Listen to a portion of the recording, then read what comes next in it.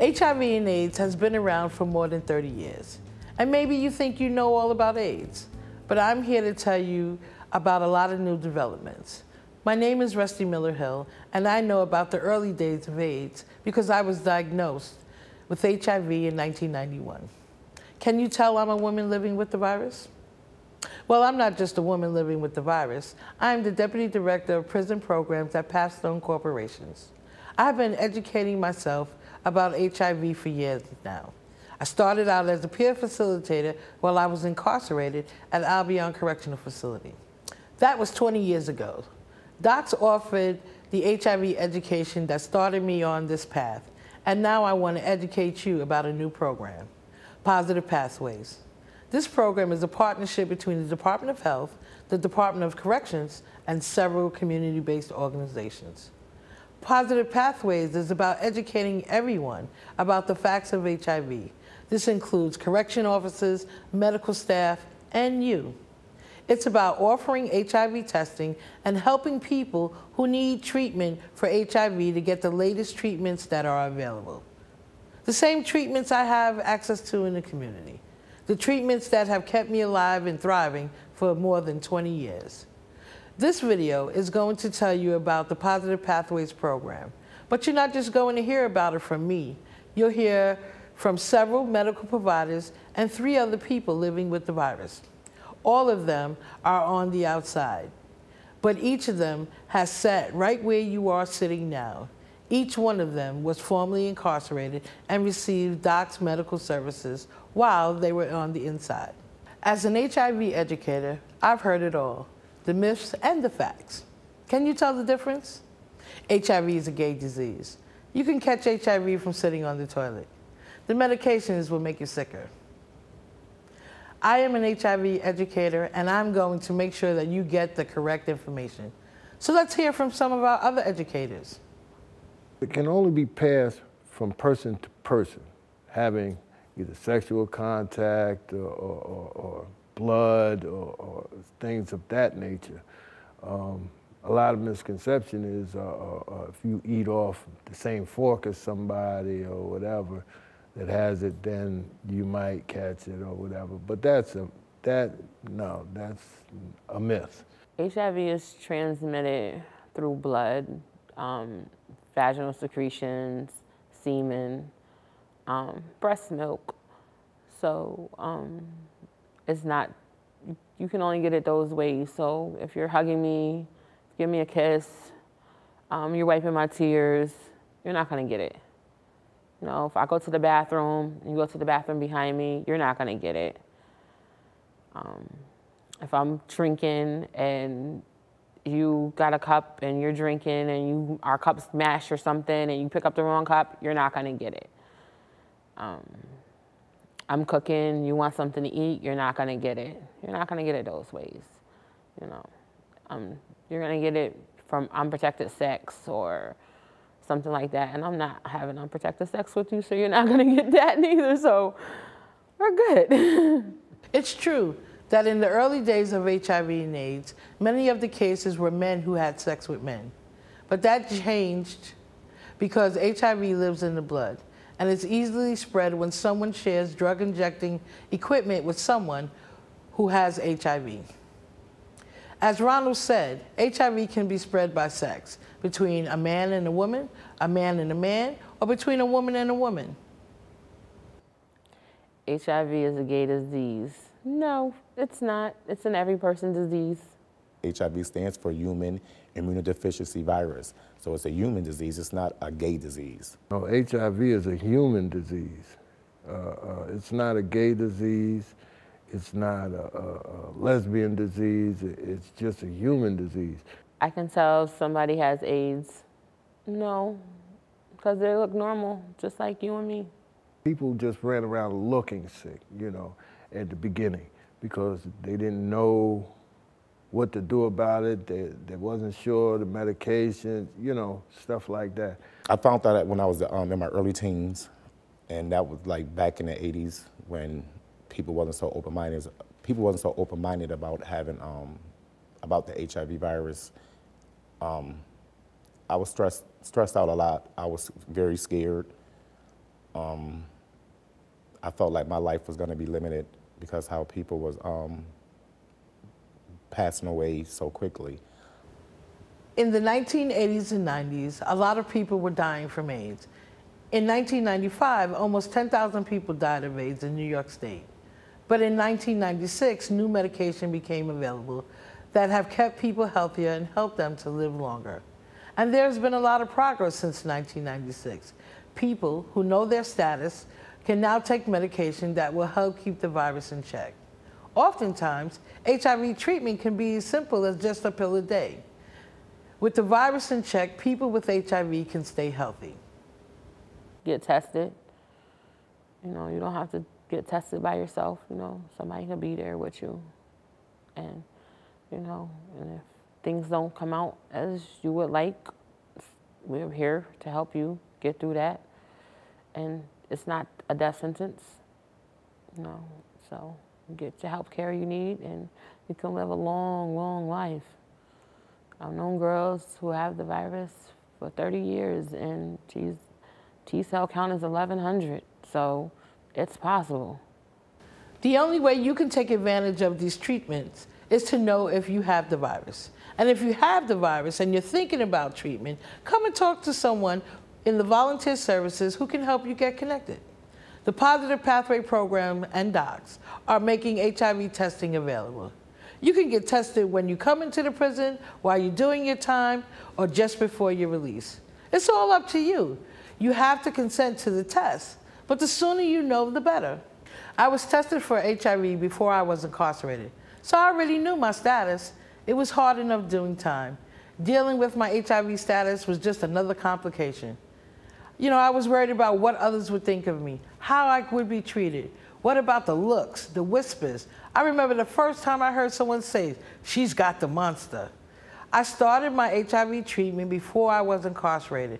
I was able to continue once I reached out to medical, and I was able to address my general health care needs as well. When I first got there, I was kind of like uncomfortable due to like the stigma and the way people viewed people in prison who had HIV.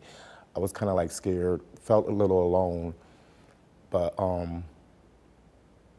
the more I started accepting it, the more I started feeling comfortable with myself, the more I started having that desire to live and keep going on and doing what I have to do to survive and be healthy. Early on when I had it, I ain't had this type of attitude where I wanted to live. Like, I was always waking up every day, when I'm gonna die, when I'm gonna die. But once I got the Department of Corrections, I got more involved with my health. I got more serious with my medication. I wanted to know things about this type of medication that I was on. And if certain medication didn't sit well with me, I let the nursing staff know, and immediately, you know, that they would be right there and try to tell me, like a doctor would tell me, okay, well, we're gonna put you on this, being that you're feeling this type of way, because certain medications would make you feel sick. So, I mean, you gotta talk for yourself. Confidentiality is a big issue for everyone. The choice to disclose is yours to make. You should decide when and how you should share this information. If you know or think you know about someone else's status, keep it to yourself. Treat people the way you want to be treated. I prefer to keep it with the nurses and the doctors and the psychiatrists and all that type of stuff. I wouldn't want to just like go broadcast it around the compound. Now, if I had some friends, which I did have friends when I was in prison, it was okay for me to tell them, because, you know, we ate together and they showed me a lot of love. Like, you know, did you take your vitamins and all the other stuff? It wasn't, I mean, it was just like living out here. My family knows, and some of my friends. It's not something that you just go blurting out or whatever, like it's just like having a common cold or something. But I mean, the more honest you are about it, the better off you are inside about it. You know, if I don't talk about it, if I try to hide it and I'm keeping this secret, that secret chews you up on the inside. I mean, you know, you just feel like you're hiding something all the time, so you're acting different. So, I mean, in my opinion, you gotta let it out to a certain extent, but limit it. When people understand the facts about HIV, they realize that it's just like any other medical condition. 30 years into this epidemic, we know that HIV cannot be transmitted by casual contact. And we know that anyone can get HIV, even if you've only had sex once. So it's time to get rid of the stigma around HIV. Being incarcerated is hard enough. It's time that we treat everyone with the same respect that we would give to ourselves.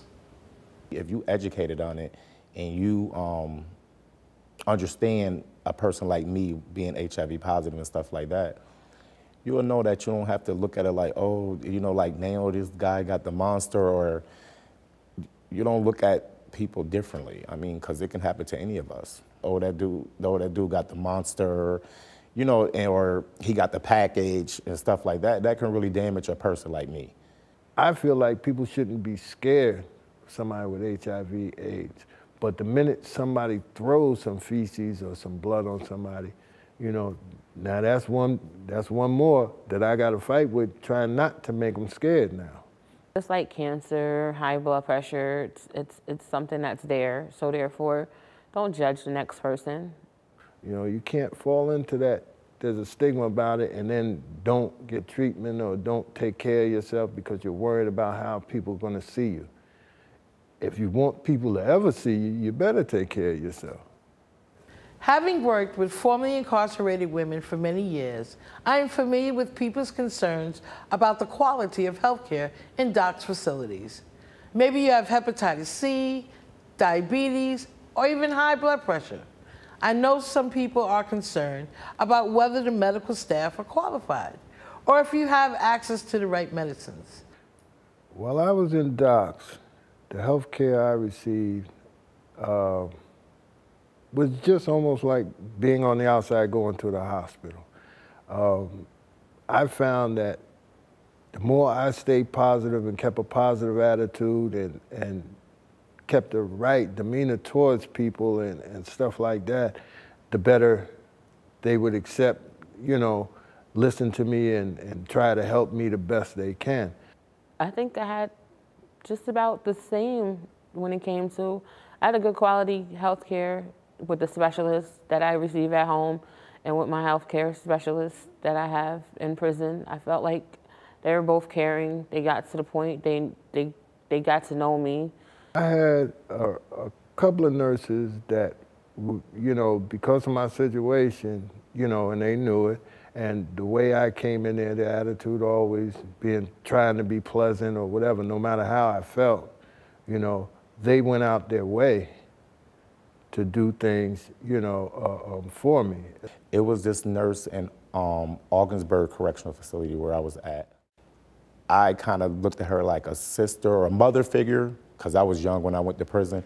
I kind of looked at her like a mother figure because she was like so compassionate. She was so nice to me and so concerned when I was getting sick or whatever else. And she made me feel more comfortable being that I'm in this situation, I'm incarcerated, and I'm HIV positive. Here I am, I got a bad cold. She went all her way for me. It's scary at first because, you know, the medications are a little tricky. You know, they might bounce you around from one to the other to whatever, but they have to find the right one for you. Everybody's different. When they found the right mixture, then, you know, it's just like getting up in the morning and taking a vitamin or something. You know, I don't feel run down, I don't feel whatever, I just feel like normal, you know. So you get the medicine, no matter how expensive it is, you'll get the medicine. In correctional facilities, I think in some ways we do things very well and do things better than we do in the community. And patients have more supports.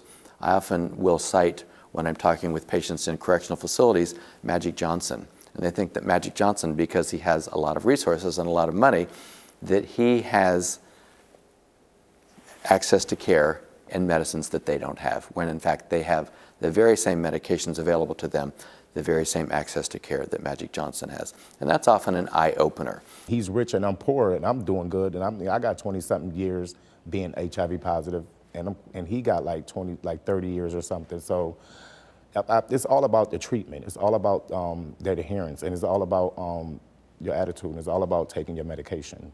Under the Positive Pathways program, Special advocates from 5 community-based organizations are available to meet with you one-on-one to address your health concerns. Advocates will listen, answer questions, help make arrangements for testing, and help link you to medical.